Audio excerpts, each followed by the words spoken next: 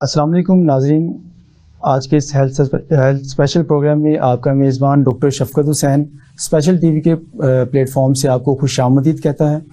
नाज़रीन, आज के इस प्रोग्राम का अनवान है वो है स्ट्रीट फूड्स के साइड इफ़ेक्ट। नाज़रीन, जैसा कि हम सब जानते हैं कि स्ट्रीट फूड्स ने पूरी दुनिया में एक बहुत बड़ा ट्रेंड सेट किया हुआ है, और अगर मैं ये कहूँ, ऐसे लगता है कि जैसे किसी मुल्क की सकाफत का एक लाजमी और एक अहम जुज़ है, तो ये गलत नहीं होगा। इसके साथ ही बज़ाहिर देखने में स्ट्रीट फूड जो है वो दिलकश, पुरकशिश, लजीज, आसानी से और मुनासिब कीमत पर दस्तयाब, ये इसके साथ साथ जो है इसके नुकसानात से भी हमें फरामोश होने की ज़रूरत नहीं। और नाज़रीन, स्ट्रीट फूड्स में बहुत ज़्यादा सोडियम, बहुत ज़्यादा शक्कर और मुज़र सेहत चकनाई की वजह से मोटापा, दिल की मुख्तलिफ बीमारियाँ, ब्लड प्रेशर, हाइपरटाइटिस जैसी बीमारियाँ जन्म लेती हैं। नाज़रीन, ये वो मसाइल हैं जो हमारे मुल्क में बहुत ज़्यादा कॉमन जो है ये अमराज पाए जाते हैं। इनके ऊपर कुछ आपकी काउंसलिंग के लिए, आपकी गाइडलाइंस के लिए और इनसे एहतियाती तदाबीर के हवाले से हमने अपने प्रोग्राम में कुछ गेस्ट को जो है वो दावत दी है।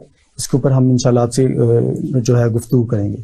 फर्स्ट ऑफ ऑल मैं आपसे इंट्रोडक्शन करवाना चाहूँगा हमारे जो है डॉक्टर रासिब इंतज़ार, जो मेडिकल स्पेशलिस्ट हैं, और ये जो है स्ट्रीट फूड्स के हवाले से जो मसाइल और जो बीमारियां दरपेश होती हैं उनके ऊपर ये गुफ्तगू करेंगे।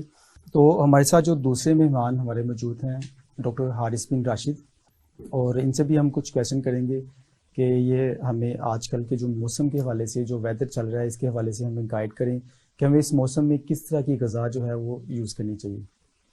तो हम फर्स्ट ऑफ ऑल स्टार्ट करते हैं डॉक्टर राशिद साहब से। डॉक्टर साहब, कैसे हैं आप? खैरियत से? डॉक्टर साहब, बहुत शुक्रिया फर्स्ट ऑफ ऑल, आपने आज के हमारे इस हेल्थ स्पेशल प्रोग्राम के लिए कुछ टाइम निकाला।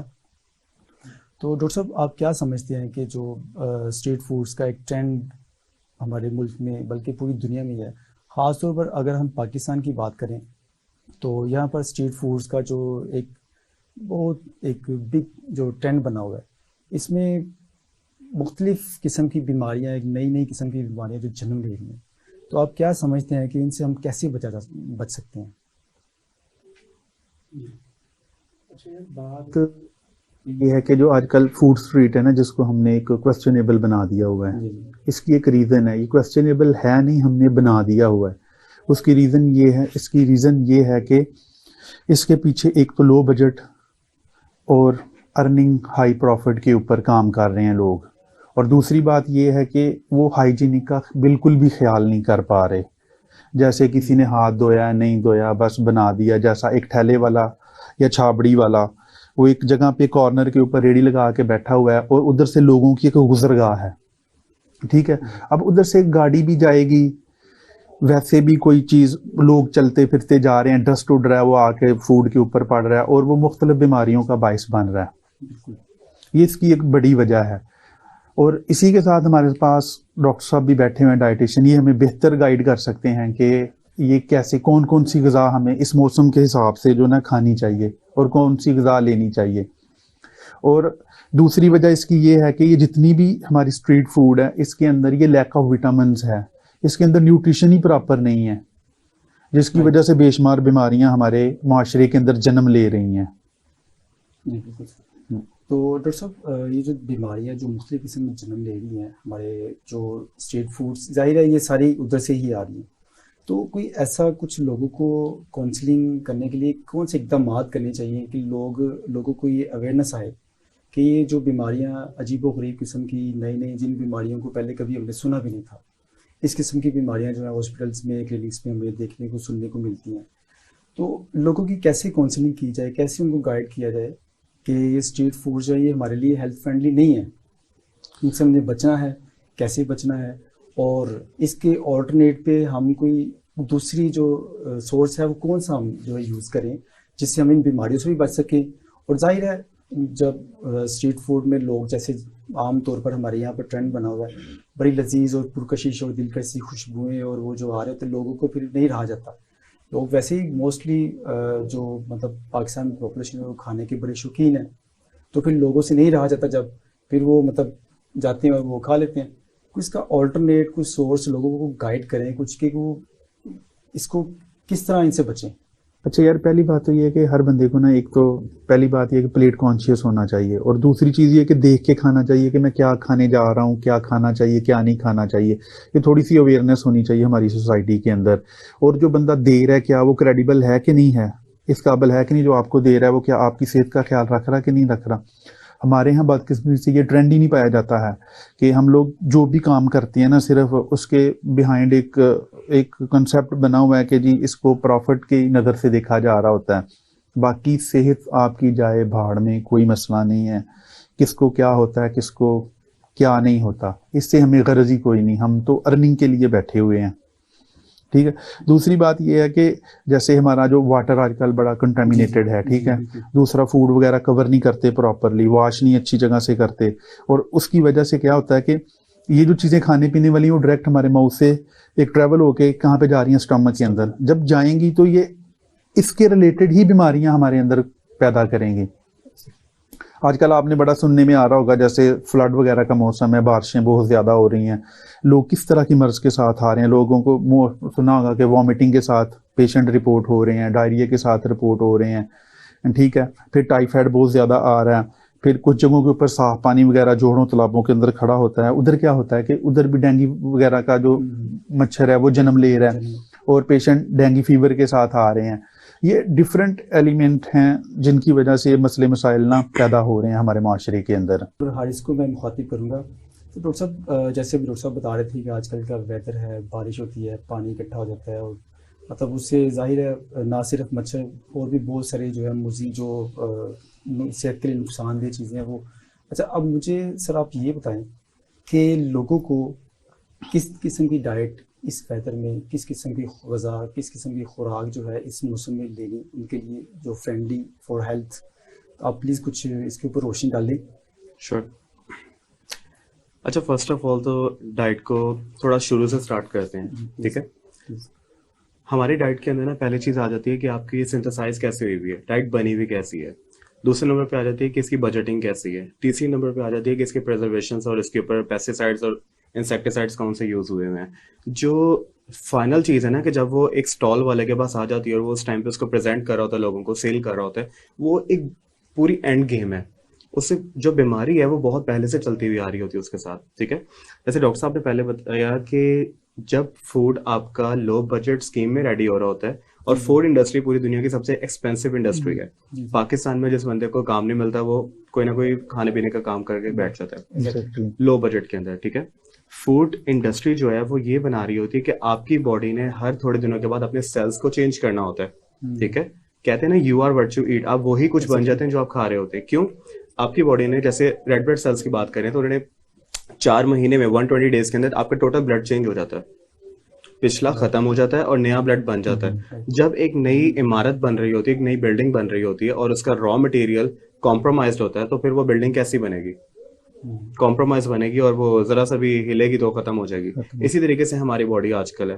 पहले जमाने में वो इश्यूज नहीं थे क्योंकि उन लोगों की डाइट सही थी, उन लोगों की एक्टिविटी सही थी, उन लोगों का फूड सही था। और आजकल सारा के सारा एक इंडस्ट्रियल रेवोल्यूशन होने की वजह से खराब हो चुकी हुई चीजें, ठीक है।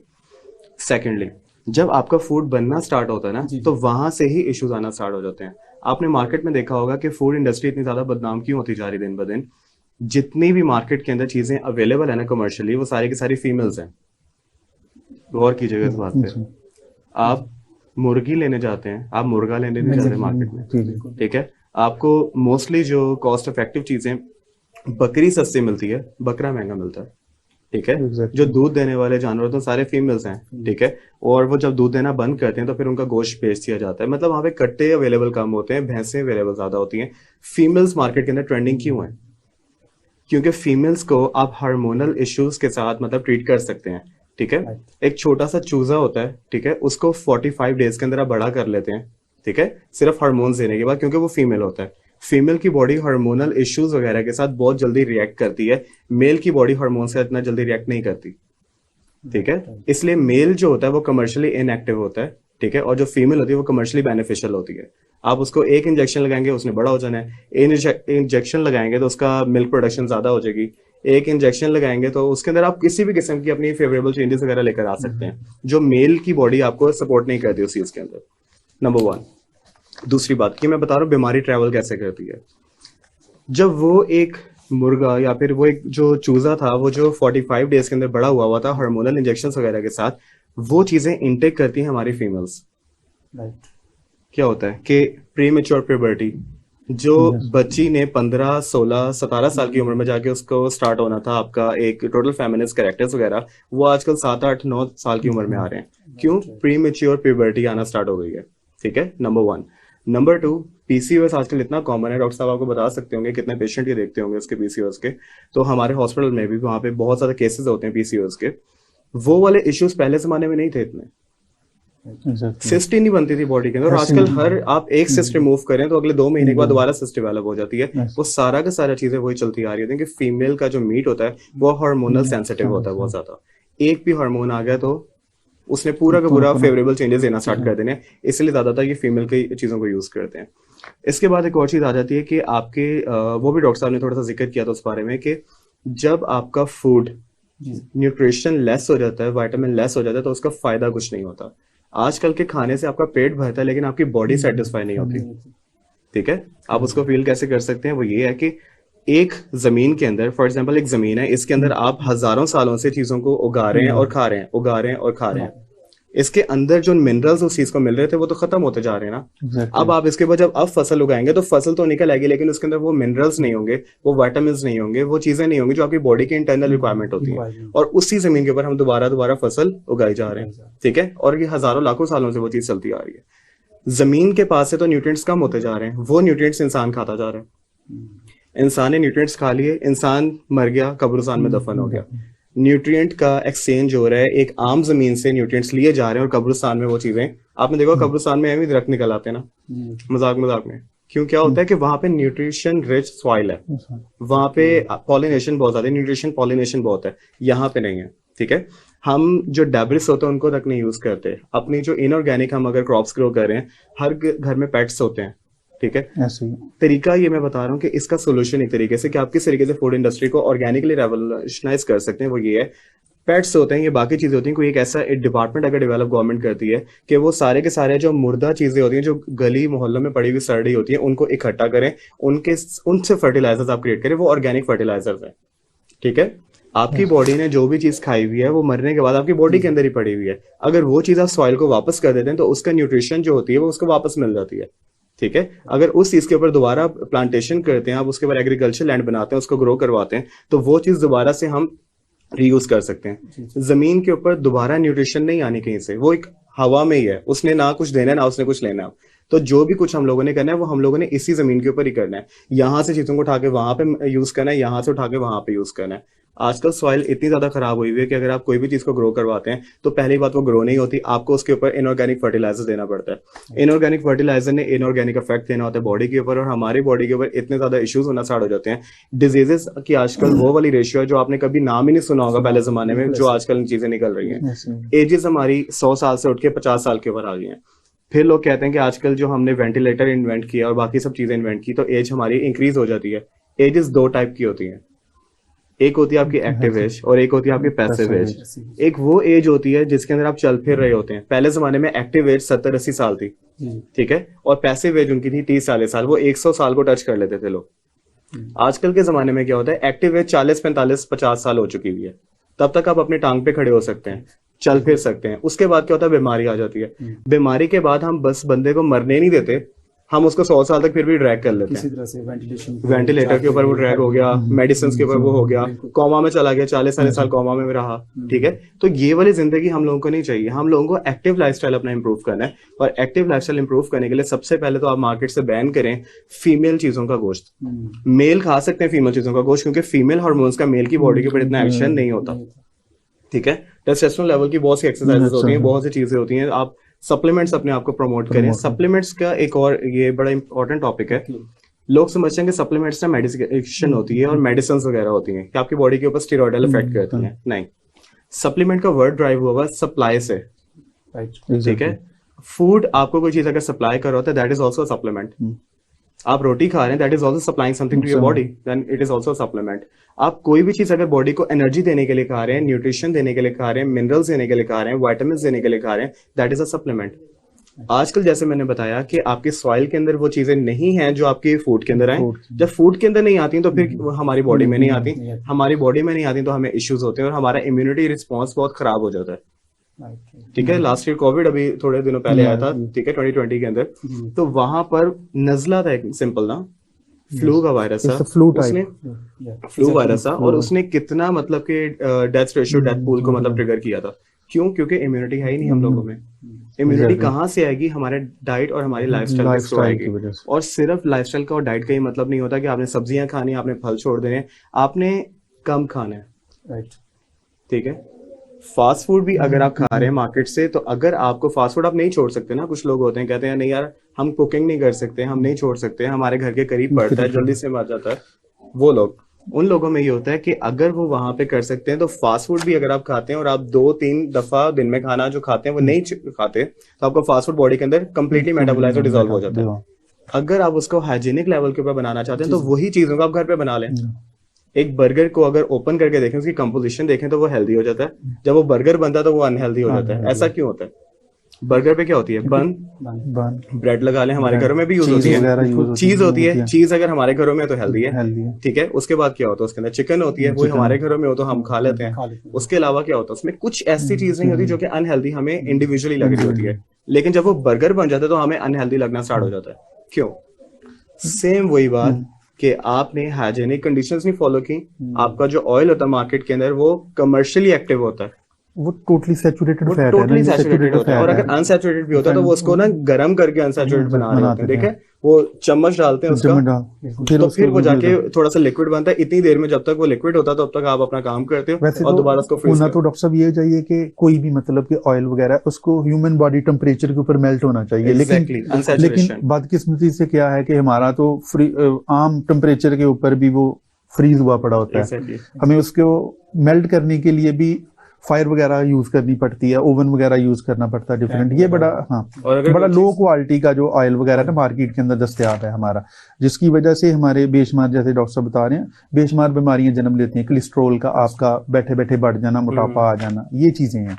और वो कहते हैं अच्छा वाला बंदा था और एकदम बैठे बैठे निकल गया, वो बैठे बैठे नहीं निकला होता, बीमारी परवरिश कर रही होती है उसके अंदर, बैठी हुई होती है, पल रही होती है। अब ये कह लें कि वो साइलेंट किलर है, उसके अंदर से उसको खत्म कर रहा है। एग्जैक्टली, बट उसको पता नहीं, आइडेंटिफाई नहीं होते। अचानक फिर उसका जब अटैक होता है तो फिर वो जैसे जब अटैक हो जाता है तब वो स्टेज 4 होती है उस टाइम पे। अटैक एकदम से कभी भी नहीं होगा। आपने जैसे पढ़ा होगा कोलेस्ट्रॉल वगैरह जब ट्रेवल कर रहा होता है ब्लड के अंदर, क्या होता है कि वो एक जाके ब्लड की वेन है ना उसके अंदर बैठ जाता है, बैठते बैठते आहिस्ता आहिस्ता आहिस्ता क्या करता है कि उसको कंप्लीट जाके ब्लॉक करता है। वो अपनी एक बेस सेट करता है, उसके बाद उसको मुकम्मल ब्लॉक करता है। क्या होता है कि ब्लड सप्लाई कंप्रोमाइज होगी, आपकी शरीयान बंद हुई, हार्ट को प्रॉपर सप्लाई नहीं मिली, हार्ट अटैक आ गया। ये हार्ट अटैक है, लेकिन इसके पीछे जो स्टोरी है वो 10-15 साल पहले की है। वो चलती जा रही है, वही वो चलती जा रही। तो नाज़रीन, यहाँ पर एक छोटी सी ब्रेक का वक्त हुआ है, तो प्रोग्राम के साथ जुड़े रहिएगा, क्योंकि आज का प्रोग्राम आपकी हेल्थ के हवाले से बहुत ही फ़ायदेमंद और कारगर जाने वाला है। तो ब्रेक के बाद दोबारा हाजिर होते हैं।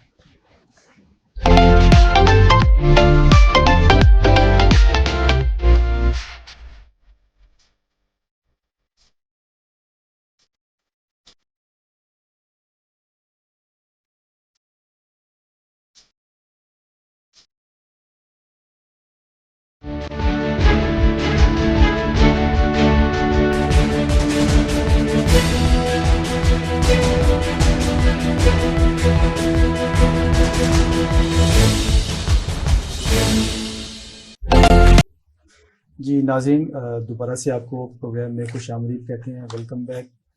तो डॉक्टर हारिस से मैं दोबारा से एक सवाल और करना चाहूँगा कि डॉक्टर साहब ये बताएं कि क्या, जैसे कि अभी आप जिक्र कर रहे थे सप्लीमेंट्स का, तो आप क्या समझते हैं कि ग़िज़ा के साथ सप्लीमेंट जो है वो लेना ज़रूरी है? ठीक है, इसके ऊपर मैं क्वेश्चन से बात स्टार्ट करूँगा जी प्लीज। कि अगर आप गूगल के ऊपर देखते हैं ना कि एक दूध के अंदर कितने न्यूट्रिशन होती है, क्या सीन होता है, दूध को जो उसका व्हाइट कलर प्रोवाइड करता है ना वो कैल्शियम करता है, राइट? यस। दूध को जो उसका व्हाइट कलर होता है ना वो कैल्शियम प्रोवाइड कर रहा होता है, ठीक है। जब हम लोग कैल्शियम के सर्वे देखते हैं ना गूगल के ऊपर, तो वो ये बताता है कि 250 ml के ग्लास के अंदर ना दूध में हमारे पास 300 mg कैल्शियम होता है। गूगल हमें ये बताता है, वो उस इंफॉर्मेशन को लेता है कभी यूके से ले लेता है, कभी यूएस से ले लेता है, वो उधर की इंफॉर्मेशन को ग्लोबली दिखा रहा होता है। हम पाकिस्तान में बैठ के उस इंफॉर्मेशन को देखते हैं और हमें लगता है कि ये पाकिस्तान की बात कर रहे हैं। ओके, पाकिस्तान में तो रिसर्च है ही नहीं ना, रिसर्च है ही नहीं यहाँ पे। बिल्कुल। कुछ लोकल और यूनिवर्सिटीज के स्टूडेंट्स ने एक रिसर्च की थी, नेटिव रिसर्च, इसी दूध के ऊपर ही ना, क्योंकि बहुत कॉमन है। उनको ये पता लगा था कि गूगल ने कहा कि 250 ml के अंदर हमारे पास 300 mg कैल्शियम है, 3 ग्लास दूध के पियो तो कैल्शियम रिक्वायरमेंट एक दिन की पूरी हो जाती है।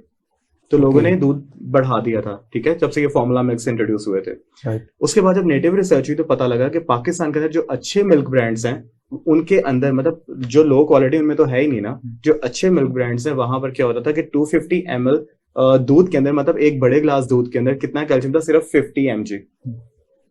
एक बंदे को दिन में 1000 mg कैल्शियम रिक्वायर होता है। 50 mg एक ग्लास से मिल रहा है, तो आप ऐसा कौन सा बंदा आपने देखा है पाकिस्तान में जो एक दिन में 20 ग्लास दूध के पी सकता है? नहीं पी सकते, इम्पॉसिबल है। आपने 2 ग्लास पी लिए मैक्सिमम, ठीक है, लेट्स से आपने 2 कप ना दही के भी खा लिए, ठीक है, आपका फिर भी कैल्शियम कितना सेटिस्फाई हुआ, 200 mg। अभी तक आप एक दिन में कितने कैल्शियम डेफिशिएंट है, 800 mg आपकी बॉडी से कैल्शियम खत्म हो गया। एक आरडीए का मैं आपको एक मजे का और भी चीज बताता हूँ। इंटरनेशनल रिसर्चेस के अंदर आरडीए को ये नहीं कहता कि आपको एक दिन में कितने मिनरल्स खाने चाहिए। इंटरनेशनल रिसर्चेस में ये होता है डॉक्टर साहब कि जब आपने आरडीए की बात की तो आरडीए का मतलब होता है कि आपके जिस्म ने एक दिन में इतनी चीज को जाया कर दिया। आपकी बॉडी के अंदर अगर 1000 आरडीए है ना, आरडीए का मतलब होता है आपको डेली में कैल्शियम कितना खाना चाहिए, आपको डेली बेसिस पे कैल्शियम 1000 mg खाना चाहिए, ठीक है, 1000 mg खाना चाहिए कैल्शियम। इसका ये मतलब है कि आपकी बॉडी को एक दिन में 1000 mg कैल्शियम निकाल देना पड़ता है। उसको अपनी जगह पे वापस करने के लिए, मुनासिब मिकदार में बैलेंस रखने के लिए, यानी बैलेंस अपनी बॉडी के अंदर रखने के लिए आपको उसको 1000 mg खाना पड़ता है। अब पाकिस्तान के अंदर अगर आप इस डाइटरी पैटर्न को भी फॉलो करते हो जो बहुत ही हेल्दी होता है, ठीक है, आपने दूध के बहुत ग्लास लिया, आपने स्पिनच खा लिया, आपने बाकी चीजें खा ली, फिर भी आपकी बॉडी के अंदर से 800 mg कैल्शियम वेस्ट हो रहा है एक दिन में। अब इस एक दिन की बात कर रहा हूँ, इसको मल्टीप्लाई कर लें अपनी एज के साथ। फॉर एग्जांपल एक बाबा जी हैं, उनकी 50 एज है, अब 50 इयर्स को मल्टीप्लाई करें 800 mg लॉस के साथ, उनको तो ऑस्टियोपोरोसिस ही होने है। उनकी तो बॉडी भी के अंदर कैल्शियम भी खोखली है, हड्डियां भी खोखली हैं, उनके मसल्स में भी क्रैम्प पड़ेंगे। क्यों आजकल हमें बैक पेन हो रही है, क्यों आजकल हमें मसल्स की पेन हो रही है, हमें न्यूरोलॉजिकल डिफेक्ट्स आ रहे हैं बॉडी के अंदर, अल्जाइमर्स हो रहे हैं, पार्किंसंस हो रही है, बाकी चीजें हो रही हैं।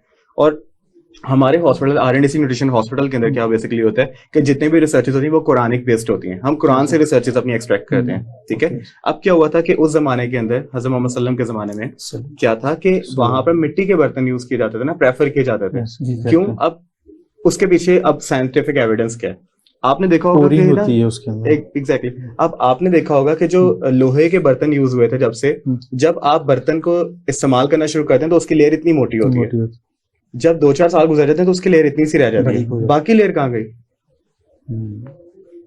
वो टाइम के साथ साथ डिसॉल्व होना शुरू। किसमें डिसॉल्व हुई? हमारे फूड में, फूड के अंदर हो गई। एग्जैक्टली, जो चीज हम लोगों ने पकाई, जो चीज हमने चम्मच रगड़े होते हैं, एक चम्मच रगड़ने से कितने ऐसे मेटालिक आइटम्स हैं जो आपकी डाइट में शामिल हो रहे हैं। और अल्जाइमर सारा का सारा, पार्किंसन सारा का सारा हैवी मेटल एक्यूमुलेशन से हो रहा है। ऐसे ही वो चीजें अगर आपने रोकनी है तो आपको सबसे पहले तो अपना जो डाइटरी पैटर्न है उसको इस तरीके से आइडेंटिफाई करना है कि आपको अपने घर में स्टील यूटेंसिल्स को कट करना है। आपको मिट्टी के बर्तनों के ऊपर वापस स्विच होना पड़ेगा, एक टाइम आएगा। और ये आज नहीं आता, 100 साल के बाद करेंगे, लेकिन ये करना पड़ेगा, ठीक है, ये करना पड़ेगा। इंडस्ट्रीज नहीं ये बात बताती, ठीक है। मिट्टी के बर्तनों के ऊपर आपको स्विच करना पड़ेगा। दूसरी बात ये होगी कि आपको मार्केट से जो चीज आइटम आती है, आप पे कोई सेब वगैरह आता है, जितना अच्छे कलर का होता है, जितनी मतलब वो अट्रैक्टिव होता है, उतना ही ज्यादा उसके ऊपर मेहनत हुई भी होती है। कैसे? उसके ऊपर वैक्स की लेयर होती है जो आपकी बॉडी को डैमेज करती है, उसके ऊपर इंसेक्टिसाइड होता है, उसके ऊपर पेस्टिसाइड होते हैं, उसके ऊपर इतने स्प्रे होते हैं, कलरिंग होती है। ये सारा कुछ मार्केट के अंदर हर बंदा तकरीबन जानता होगा इसको। ऐसे ही डॉक्टर, जैसे आजकल जो राइस वगैरह है, उनको पॉलिश राइस डालना स्टार्ट हो गया, उसमें बायोटीन ही खत्म कर दी जाती है टोटल की टोटल सारी, तो मसले मसाइल आएंगे आपको। तो मुजरे से हालांकि चावल बहुत ज्यादा खाया जाता है हमारे पास, स्टेपल है ना, चावल भी स्टेपल है हमारी, मतलब घर में खवातीन की तो फेवरेट डिश ही वो चावल बिरयानी। एग्जैक्टली। और जो चीज आपके टेस्ट बर्ड्स को अच्छी लगती है वो आपके लिए नुकसानदेह है। इन शॉर्ट, अगर लोग पूछते हैं ना क्या खाना चाहिए क्या नहीं खाना चाहिए, चावल पॉलिश राइस खाने में बहुत अच्छा लगता है, टेस्ट बर्ड्स को अफेक्ट करता है और अच्छा मतलब कि अप्रिशिएट करते हैं वो। मीठा हमें अच्छा लगता है, छोटे से बच्चे को भी कुछ नहीं दुनिया में खा रहा ना, उसको आप कैंडी खिला दो वो खा लेगा। क्यों? जो चीज हमारे टेस्ट बड्स को अच्छी लगती है वो हमारी सेहत के लिए खराब है, क्योंकि उसके अंदर शुगर इंटेक होती है, ठीक है, शुगर लेवल उसके अंदर ज्यादा होता है। आपके जिस्म को एक दिन में सिर्फ 1 चम्मच चीनी का चाहिए होता है, छोटा चम्मच, 5 mg, ठीक है, मिलीग्राम ना, वो ग्राम में होगा। ओके, 5 mg मतलब आपकी बॉडी को, सॉरी ग्राम, 5 ग्राम आपकी बॉडी को चीनी चाहिए होती है एक दिन में, और वो आपका लीवर खुद ही बना लेता है। इसी बात से जैसा कि पेरेंट्स अक्सर आके कंप्लेन नहीं करते डॉक्टर बच्चे को भूख नहीं लगती, लैक ऑफ एपिटाइट। इसकी रीजन यही है कि जब आपने इतनी ज्यादा कैंडी खा लेनी है, लेज खा लेनी है, अनसैचुरेटेड फैट टोटल खा रहे हो, तो इसका मतलब ही ये है कि आपकी भूख खत्म होगी। आप लेज का एक पैकेट लो ना, लेज खोलो, उसको एक लेज का पैकेट खा लो, अगले दिन आपको भूख नहीं लगेगी शाम तक। बिल्कुल ऐसे कैंडियां 2-4 खा लो, भूख नहीं लगेगी आपको कभी। शुगर लेवल अगर आपकी बॉडी का रेज रहेगा तो आप प्री डायबिटिक रहोगे, और डायबिटीज जो होती है वो जनरेशन टू जनरेशन ट्रैवल और ये माइंड को सिग्नल मिलते रहने हैं कि भाई आपका लेवल जो है ना पूरा है, शुगर का लेवल पूरा है, तो लिहाजा आपको स्टमक को वो ऑर्डर ही नहीं देगा, पास करेगा कि भाई आपको जरूरत है फूड की कि नहीं है। तो उससे क्या होता है कि आपका एपिटाइट जो है सारी की सारी खत्म हो जाती है। दवाई बेचनी है ना आपने, दवाई बेचनी है तो आप पहले प्रॉब्लम क्रिएट करो मार्केट में, ठीक है। अगर मैंने ये पेपर बेचना है ना मार्केट में, तो पहले मुझे सारे के सारे जो बोर्ड्स है ना उनको तोड़ना पड़ेगा। जब आपके पास लिखने के लिए कुछ नहीं होगी तो आप मेरा पेपर खरीदेंगे, ठीक है। पहले आपने सप्लाई एंड डिमांड की चेन मार्केट में फॉलो होती है। अगर आपको किसी को बीमारी होगी नहीं तो फिर आपके पास कौन आएगा? मेडिसिन इंडस्ट्री कैसे चलती है, ठीक है, इसी तरीके से चलती है। Supplement industry is different. Supplement industry आपकी बॉडी को मिनरल्स प्रोवाइड करे जो आपकी बॉडी को चाहिए, ठीक है, बॉडी की रिक्वायरमेंट को देखती है, वो रिक्वायरमेंट को देखती है। अगर आपने हर बीमारी के ऊपर पैनाडोल खा रहे हो, पैरासीटामोल खा रहे हो, कोई भी किसी किस्म का सॉल्ट आप इंटेक कर रहे हो, तो क्या होता है वो आपकी बॉडी को सिर्फ ट्रिगर देता है, कुछ आपकी बॉडी को सप्लाई नहीं कर रहा होता, ट्रिगर दे रहा होता है। और ट्रिगर एडिक्टिव होता है। एक दफा अगर आपने कोई सॉल्ट खा लिया तो दोबारा आपको सॉल्ट जब तक नहीं खाओगे उस पोटेंसी का आपको फायदा नहीं होगा, और दोबारा थोड़े टाइम के बाद उस पोटेंसी को बढ़ाओगे नहीं तो फायदा नहीं होगा। इसलिए पाकिस्तान के अंदर हर बंदा एडिक्टिव होता जा रहा है दवाइयों के ऊपर। मतलब उन्होंने हर घर ने अपने बॉक्सेस बनाए हुए मेडिसिन के, स्पेशली खाना है या नहीं है, खाना है या नहीं, मेडिसिन के लिए एक मखसूस जगह, अम्मी का बॉक्स है, अब्बू का बॉक्स है, उसकी एक रीजन है ना। जैसे पैथोजन भी समझदार हैं। आप पेस्टिसाइड की इंडस्ट्री के अंदर चले जाओ, जैसा कि आप एक स्प्रे करते हो फसल के ऊपर, अब नेक्स्ट सीजन के अंदर आप वो स्प्रे से वो जरासीम जर्म्स वगैरह वो नहीं मरेंगे, वो रेजिस्टेंट हो जाते हैं। उसके ऊपर फिर उनको इसका मुतबादल ढूंढना पड़ता है, बार बार यही प्रोसेस चलता रहता है। मतलब जो दिफाई एक सिस्टम है कि वो डेफिनेटली जो पैथोजन है वो अपना दिफाई सिस्टम जो है ना वो डेवलप कर लेता है उसके अगेंस्ट। देन हमें फिर उसके ऊपर नई रिसर्च करना पड़ती है। फिर उसके यार ये ऐसे ही समझो ना, जैसे आप मतलब कि घर के अंदर बैठे हो, आपकी दुश्मनी वगैरह है, तो कोई बाहर से दुश्मन आएगा, वो एक मरतबा तो फायरिंग वगैरह करके जाओगे, नेक्स्ट टाइम आपने क्या करना, अपनी दीवार ऊंची कर लोगे, मुहतात हो जाएंगे। अब वो जो दुश्मन है वो क्या करेगा कि वो दीवार को फैलाने के लिए कोई चीज बना लेगा। ऐसे ही फिर आप अगली मरतबा कुछ और हर्बा इस्तेमाल करोगे। सेम यही बॉडी का सिस्टम है हमारी का, यही है कि माइक्रोब्स के बाद जो बार बार रिसर्चेस होती है ना, जो जीएमओस हम लोग डेवलप कर रहे थे, वो यही होती है कि नेक्स्ट स्ट्रेटजी हमारी क्या होनी चाहिए। बैक्टीरिया की अगली स्ट्रेटजी बना रहे होते हैं अपनी। और बात स्टार्ट हुई थी सप्लीमेंट से। ये वाली सप्लीमेंट के अंदर ये चीज होती है कि वो आपकी बॉडी को वो चीजें प्रोवाइड करती है जो आपको खाना नहीं प्रोवाइड कर रहा आजकल, क्योंकि खाना में वो चीज जमीन से लेनी और जमीन के पास वो चीज है नहीं। समझ आई? एक क्रॉप अगर उगी है जमीन के अंदर तो उसने जमीन में से लेना है ना, जो भी उसने लेना है उसके पास कहां से आएगा जब जमीन के पास ही चीजें नहीं है, क्योंकि फूड स्ट्रक्चर और पॉपुलेशन की वजह से तमाम चीजें जमीन में से निकाली जा चुकी हुई हैं, ठीक है। अब उसमें चीजें नहीं है। अब क्या होगा कि अब हम लोगों को वो चीजें किसी और जगह से चाहिए, क्योंकि हमारी बॉडी ने तो डेली बेसिस पे उनको रिलीज करते रहना है। अब ये पूरा का पूरा पीरियोडिक टेबल देखें तो अगर जो 100+ एलिमेंट्स हैं वो आपकी बॉडी के अंदर भी पाई जाती हैं।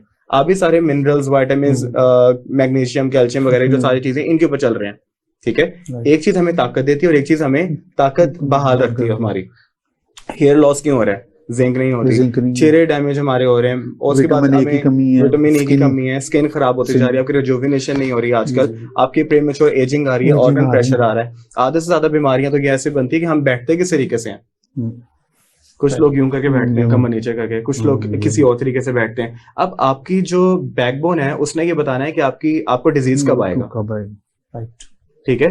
अगर आप रेस्टोरेंट्स के अंदर देखें तो एक स्ट्रेटेजी और ये लगती है कि आजकल सी शेप सिटिंग आती है। सी शेप कैसी होती है? बहुत आप रिलैक्स होकर आराम से बैठते हैं, और वो वाला बंदा वो टेबल 10,000 ज्यादा कमाती है आम टेबल से, क्योंकि जब आप यूं बैठे होते हैं आपके पेट के ऊपर प्रेशर कोई नहीं होता और आप खाना खाते रहते हैं और आपको फीलिंग ऑफ फुलनेस ही नहीं आती। जबकि एक होती है military level setting. Military level setting होती है आप बिल्कुल टेक लगा के यूं करके बैठे हैं, आप पाँव नहीं नीचे रखोगे तो आप नीचे गिर जाओगे, ये मिलिट्री लेवल होती है। पाँव आपकी बॉडी को अलर्ट रखते हैं और आपके पेट को अंदर रखते हैं। अब आपके पेट के ऊपर प्रेशर है, उसको पता है कि मैं जब फुल हो जाऊंगा तो उसने सिग्नल भेजना है। वो टेबल 5,000 रुपए कम बिल बनाती है बाकी टेबल्स की नस्बत, क्योंकि आपको पता होता है आपने जितना खा लिया आपका पेट ने फुल उसी टाइम के ऊपर हो जाना है। ये इतनी मतलब कि कॉमन चीजें हैं कि हर घर अपने घर में ये चीजें कर सकता है, ठीक है, लेकिन हम नहीं कर रहे। हम लोगों ने खाना अगर अपने टाइम से खाना स्टार्ट कर दें, मोबाइल का रेडिएशन एक्सपोजर जो है वो कितनी ड्राइनेस कॉज करता है बॉडी में। आंखें आजकल क्यों खराब होती हैं? इस वजह से नहीं कि मोबाइल यूज करते हैं, इस वजह से कि मोबाइल में रेडिएशन ऐसी निकलती हैं जो कि हमारी आंखों के अंदर का ऑयल सुखा देती है। यार कॉर्नियल इफेक्ट आ जाता है ना, कॉर्नियल इफेक्ट आ जाता है, ठीक है। उसके बाद फिर आपकी डिहाइड्रेशन पूरी बॉडी में प्रमोट करना स्टार्ट कर देती है। आपकी बॉडी के अंदर जो 70% जो चल रही है वो बॉडी पानी के ऊपर चल रही है। डॉक्टर साहब मेरा एक क्वेश्चन इधर आता है, जैसे आपकी रिसर्च अच्छी है इस टॉपिक के ऊपर, जो हमारे आम तर्ज के अंदर जैसे फसलें वगैरह उगाई जाती हैं नियर टू लाहौर के पेरिफेरी के अंदर देखा जाए तो ये गंदे नाले वगैरह का पानी वगैरह दिया जाता है कि जिससे बड़ी आला फसलें वगैरह होती हैं। इसके मतलब आपका क्या? मैं आपको बात बताऊं, एक क्रॉप है, ये बहुत अच्छा क्वेश्चन है ये वाला, इसके ऊपर भी रिसर्च है। एक जगह है, फॉर एग्जाम्पल आपको बात बताता हूँ, देखें इतना एरिया, सरफेस एरिया, इसके ऊपर आपने क्रॉप ग्रो करनी है। ये तमाम एग्रीकल्चरलिस्ट वगैरह जो यहाँ पे काम करें वो गौर से सुने इस चीज को। इतना एरिया के ऊपर आपने क्रॉप ग्रो करवानी है, ठीक है। आपके पास दो ऑप्शन है, या तो जमीन जरखेज हो या तो उसको जरखेज बना दिया जाए, ठीक है। जरखेज नहीं होगी तो वो ऑर्गेनिकली नहीं होगी, जरखेज बनाओगे तो इनऑर्गेनिकली बनाओगे, दोनों में बहुत फर्क है। अब आपने यहाँ पे प्लांटेशन वगैरह कर दी और आपको अब ऑर्गेनिक सोर्स ढूंढना है ऑर्गेनिक क्रॉप्स के लिए, ठीक है। अब क्या होगा कि अगर आप नाले का पानी इसमें लगाओगे, क्योंकि नाले के अंदर आपके एक चीज गलत होती है सिर्फ कि आपका वहां पे एक्सक्रीटरी मटेरियल होता है जो कि हाई इन नेगेटिव वो आपका प्रोटीन वेस्ट होता है। प्रोटीन वेस्ट में सिर्फ एक नेगेटिव कंपोनेंट होता है, बाकी जितनी भी चीजें होती हैं वो आपकी बॉडी के अंदर से एक्सट्रैक्टेड चीजें होती हैं। आप पानी पीते हो तो वो पानी होता है, जब आप पानी आपकी बॉडी से बाहर निकलता है तो वो इलेक्ट्रोलाइट होता है। आपकी बॉडी से तमाम विटामिन और मिनरल्स वो लेके साथ जा रहा होता है। जब आपकी बॉडी के अंदर से जितनी चीजें निकल रही हैं वो सारी की सारी full of vitamin, full of minerals वगैरह हैं, लेकिन फिल्थी क्या चीज है? Excretory material.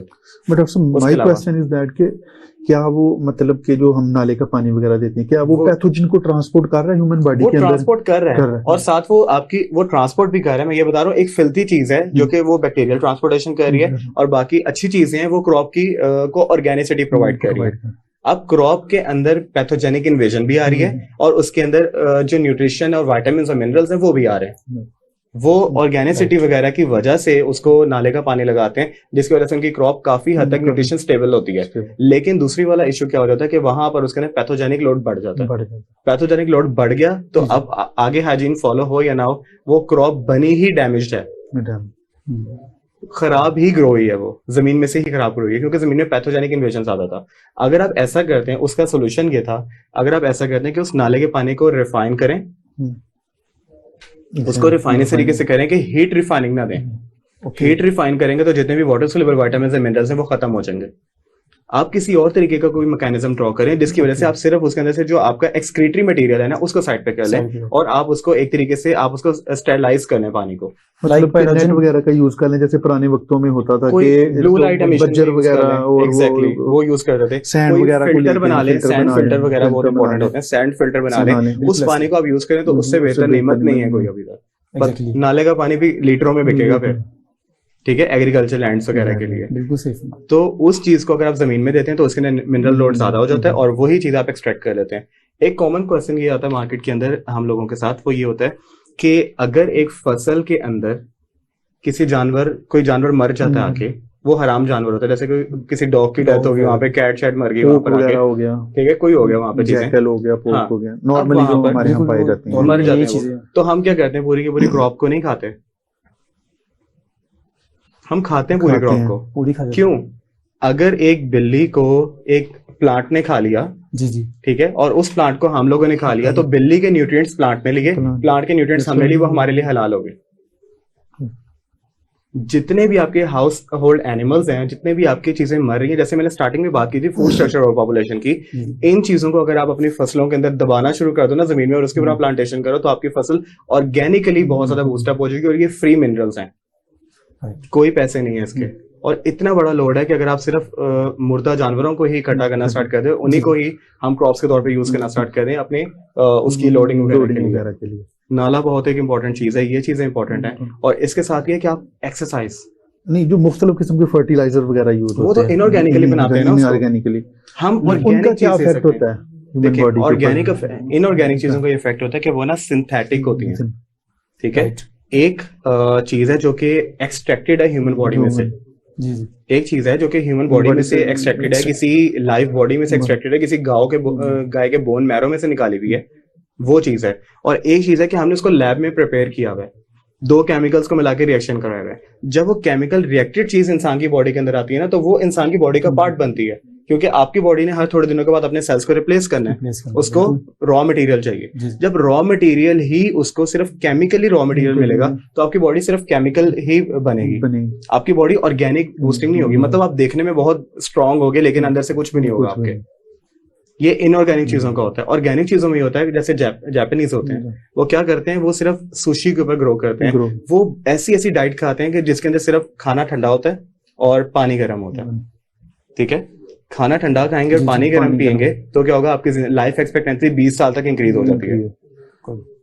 जापानीज कॉन्सेप्ट है, जापानीज भी चाइनीज भी सारे चाइनीज वगैरह करते हैं। हम लोग क्या करते हैं, हम खाना गर्म खाते हैं और पानी ठंडा पीते हैं, ऊपर से कोल्ड ड्रिंक लेते हैं, ऊपर से कोल्ड ड्रिंक पीते हैं। कोल्ड ड्रिंक के अंदर आपको पता है कि तकरीबन 65 ग्राम्स ऑफ शुगर होती है 250 ml के अंदर 65 ग्राम्स होती है। कि हम लोग अगर आम रूटीन में बात करें तो हमारी बॉडी को वो 13 दिनों में चाहिए होती थी, उतनी चीज थी हम एक टाइम पे पी लेते हैं। जैसे कि अभी आपने फरमाया कि हमें तो सिर्फ 5 milligram per day 5 grams of sugar एक दिन में चाहिए होती है, वो हमारा लीवर खुद ही बना लेता है, हमें खाने की भी जरूरत नहीं है। आप जो भी कुछ खाओगे वो अंदर जाके शुगर ही बनना है। एग्जैक्टली। और उसने आपकी बॉडी को चलाना है, एंड जो मतलब बॉडी को मिलता है वो जाहिर है वो सिर्फ शुगर मिल रही है आपकी बॉडी को। कोई भी अगर आप बाहर से भी शुगर इतनी ज्यादा खा रहे होते तो आपकी बॉडी ने तो डायबिटिक होना है। हर बंदा पाकिस्तान के, मैंने ये नहीं कहूंगा हर तीसरा बंदा, पाकिस्तान में हर बंदा डायबिटिक होने के 90% तक करीब है इस टाइम पे, हाइपरटेंसिव होने के करीब है, कैंसर नहीं होगा तो प्री डायबिटिक तो लाजमी, प्री डायबिटिक तो है ही, और ऊपर से कैंसर होने के करीब हर बंदा है यहाँ पर। क्यों? जितने भी फूड अगर आपकी बॉडी को मिल रहे हैं और वो इनऑर्गेनिक हैं, आप कैंसर के करीब हो, कार्सिनोजेनिक, ठंडा पानी कार्सिनोजेनिक है, गरम खाना कार्सिनोजेनिक है, गरम दिमाग कार्सिनोजेनिक है, ठंडे पाँव कार्सिनोजेनिक है। ठंडे पाँव का मतलब आप चलते फिरते नहीं हो यार। बेशुमार जो प्लास्टिक यूटेंसिल्स वगैरह हैं जो हम लोग ओवन वगैरह में करते हैं वो कार्सिनोजेनिक। आपके जो स्टील की आइटम्स हैं जिसके ऊपर आप खाना पकाते हैं वो कार्सिनोजेनिक हैं, वो कैंसर कॉज करती हैं। कार्सिनोजेनिक वो चीजें जो कि कैंसर कॉज करती हैं। इनसे बचने का तरीका सिर्फ इतनी सी बात है कि आप दिन में एक दफा खाना खाना शुरू कर दो, आप देखेंगे आपकी लाइफ कैसे चेंज होती है। आज से 2000, 3000, 5000 साल पीछे चले जाएं, जब हम गारों में रहा करते थे ना तब क्या होता था कि इंसान सुबह निकलता था शिकार के ऊपर, पूरा दिन उसने जाके शिकार किया, रात को उसने कोई हिरन शिरन मार के लेकर आया, सब लोगों ने उसको खाया और सो गए। यार वो क्वालिटी ऑफ फूड के ऊपर डिपेंड करते हैं ना, क्वांटिटी हम लोग क्वांटिटी पे डिपेंड करते हैं, क्वालिटी के ऊपर। और लाइफ तब से खराब हुई है इंसान की जब से फ्रीजर आया। अगर मतलब ये है कि जो क्वालिटी कॉन्शियस है वो हम लोग कम हो गए। एग्जैक्टली। हम कहते हैं कि हम ज्यादा खा लें क्वांटिटी, और ऊपर से हम मेहनत कम करते हैं। हमने हर चीज को ना मिस यूज करना शुरू कर दिया हुआ है। एग्जैक्टली। और जब से फ्रीजर आया ना तब से इंसान का ड्रॉबैक और डाउनफॉल शुरू हुआ है। क्योंकि उस टाइम के ऊपर जब सोचें केवमैन के तौर पे हम बाहर जाते थे, हम किसी चीज का शिकार करके लेकर आते थे, दिन में एक दफा खाना खाते थे और रात को बच जाता था तो किसी और को देना पड़ता था। जैसे आप प्रिजर्व नहीं कर खराब हो जाएगा, वरना खराब हो जाता था। आजकल के दौर में वो केवमैन होता तो उसने क्या करना था, वो चीज को उठा के फ्रीजर में डाल देना, तो कल छुट्टी कर लेनी। और 6-6 दिन के लिए पड़ा हुआ है, 6-6 दिन के लिए वो खराब है, 2-2 वीक भी चल रहा होता है।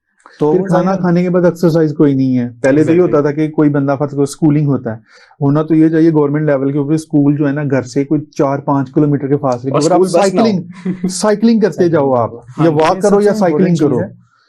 लेकिन हमारे यहाँ बात करते बाइक आ गई, सस्ती थी 30-40 हजार रुपए की चाइना की बाइक लो, बैठो 1 लीटर पेट्रोल लगाओ, 4-5 चक्कर लगा लो स्कूल के अंदर, बड़ा इजी है, टाइम की बचत। जब कोई चीज सस्ती होती है ना तो आप प्रोडक्ट होते हो, आप बिक्री होते हो। तब अगर YouTube फ्री है ना इस टाइम के ऊपर, तो पैसे कौन दे रहा है? आपका टाइम। आपका टाइम प्रोडक्ट है असल में, आप प्रोडक्ट हो, आप बिक रहे हो मार्केट में। जो YouTube देख रहे हैं, आप पे कोई भी किस्म की फ्री मीडिया वगैरह से फैसिलिटेट हो रहा है तो न्यूज फ्री है, क्योंकि आप प्रोडक्ट हो। आपका दिमाग बनाना है हमने कि आप क्या सोचोगे, ठीक है। अब वो चीज जब एक आम बंदे के पास आती है, उसको पता नहीं होता हमने कैसे मैनेज करनी। छोटी सी एग्जांपल दूंगा, आपको क्लियर हो जाएगी पूरी बात। एक खाने में से जब न्यूट्रिएंट्स नहीं है, वो खाना आपके सामने आ गया, हमने पहले उसमें से न्यूट्रिएंट्स निकाल लिए, खाना आपके सामने दे दिया बहुत अच्छी सी पैकिंग में, फिर हमने वही वाली कैल्शियम उठाकर उसमें फोर्टिफाइड के नाम से डाल दी, enriched with calcium, fortified with calcium, fortified with iron. उसके बाद हमने फोर्टिफिकेशन का टैग लगा के उसको 500,000 और महंगा कर दिया। वही फोर्टिफिकेशन हमने खाने में डाल दी तो फोर्टिफाइड हो गया, वही फोर्टिफिकेशन हम सप्लीमेंट में डालते हैं तो लोग कहते हैं नहीं ये दवाई है, चीज तो वही है। तो फोर्टिफाइड विद कैल्शियम चीज क्यों खाते हो फिर आप? यार जितने भी फ्लेवर जूस वगैरह हैं आप देख लो, उनके ऊपर फलों की पाकिस्तान के अंदर तस्वीरें बनी होती हैं, हालांकि कोई भी मतलब कोई नेचुरल नहीं होता लेकिन अभी दूसरे कंट्री के अंदर जाओ, वो वही चीज ऊपर प्रिंट करेंगे जो उसके अंदर एग्जैक्टली है और उसकी अमाउंट भी एग्जैक्टली है, क्योंकि उधर सारे के सारे अदारे बैठे हैं जो उस पैरामीटर्स का ध्यान रखते हैं। लेकिन हमारे यहाँ बात करें, एक फूड अथॉरिटी जो अदारा है वो नाम नहाद ना होने के बराबर है बिल्कुल भी। मतलब कि इवन किसी रेस्टोरेंट के अंदर चले जाओ, उसके किचन के अंदर पीछे जाके देखो और उसकी ऑयल की क्वालिटी चेक कर लो, कुछ भी नहीं है। क्या करेंगे जी, उसको एक दिन के लिए सील करेंगे, अगले दिन क्या करेंगे, वो रीओपन हो जाता है। यही अगर फूड अथॉरिटी कम से कम अगर इतना काम कर दे कि यार 3 किस्म के टैग बना ले, रेड, येलो और ग्रीन वाला, जो ग्रीन वाले को सबसे हाई क्वालिटी दे दे, वो हर रेस्टोरेंट के आगे लगा दे, उसकी फूड की क्वालिटी को चेक करके लगा दे, इंटरनेशनली फॉलो हो रहा है। और क्या करना चाहिए कि लोगों को फ्री हैंड दे दें कि भाई इस बंदे की इस तरह की फूड है, इस बंदे की इस तरह की फूड है, फलां बंदे की फलां तरह की। अब मर्जी आपकी है, आप कहाँ पे जाना चाहते हो, आप अच्छा खाना चाहते हो या बुरा खाना चाहते हो। कम से कम यार ये बीमारी वाली इंडस्ट्री तो उससे तो हम लोग बचत हो जाएगी ना। अब एक आप डायरेक्ट ट्रांसपोर्ट ले रहे हो, फर्ज करो फूड है वो डायरेक्ट ट्रांसपोर्ट है जिसने डायरेक्टली जाके आपके स्टमक के अंदर बॉडी के अंदर जाना है, और पैथोजन ने क्या करना है, इनसे इतने ज्यादा खतरनाक पैथोजन जो अंदर बॉडी के अंदर जा रहे हैं, क्या करवाएंगे आपको, फूड पॉइजनिंग करवाएंगे, ठीक है। आपको वायरस अगर चला गया तो वो कॉलरा करवाएगा जाके, जिसमें बेतहाशा मोशन आ गए, पेट में दर्द आ गया, आप पानी की कमी के साथ हॉस्पिटल के किसी बेड के ऊपर लेटे होगे और नॉर्मल स्लाइन और फ्लूइड वगैरह आपको जा रहे हैं, धड़ाधड़ जा रहे हैं। आप अगर साल्मोनेला टाइफाई एक जरासीम जो है साल्मोनेला, वो आपकी बॉडी के अंदर चला, क्या करवाएगा, वो टाइफाइड करवा देगा, आपको लताड़ के रख देगा। फीवर आ रहा है, बार बार स्पाइक आ रही है, फीवर जा नहीं रहा, घर वाले परेशान, आपके अखराजात भी बढ़ गए, दूसरा आप किसी काम के नहीं दे, उधर बैठे हुए हैं। तो तीसरी चीज ये है कि फूड पॉइजनिंग आपकी हो रही है, जैसे इकोलाई, कंपाइलोबैक्टर, ये सारे बैक्टीरिया कैसे जा रहे हैं आपकी बॉडी। हेपेटाइटिस ए का वायरस कहाँ से आ रहा है आपकी बॉडी के अंदर, ये भी तो आपका कंटेमिनेटेड वाटर है यार, जहां से आप ले रहे हो। आप गंदी जगह से खड़े होकर फूड खा रहे हो, आप ध्यान ही नहीं कर रहे, आपको परवाही कोई नहीं है, चलते जाए, बाद में हेपेटाइटिस ए करवा के पीली आंखों के साथ डॉक्टर साहब के पास बैठे होते हो। डॉक्टर साहब आप बचाव फरमा रहे हैं, तो मैं आखिर पे आप दोनों का, डॉक्टर्स का बहुत शुक्रिया अदा करूंगा कि आपने अपनी जो है कीमती वक्त में से हमारे टाइम निकाला, और बहुत शुक्रिया नाजरीन, आपने हमारे प्रोग्राम को देखा, और उम्मीद है कि आपको हमारे इस प्रोग्राम में बहुत सारे हेल्थ फ्रेंडली जो है चीज़ें को सुनने को मिली होंगी, और आपका बहुत शुक्रिया, दुआओं में याद रखिएगा। इसके साथ ही आपका मेज़बान डॉक्टर शफकत हुसैन आपसे इजाज़त चाहता है। खुदा हाफिज़।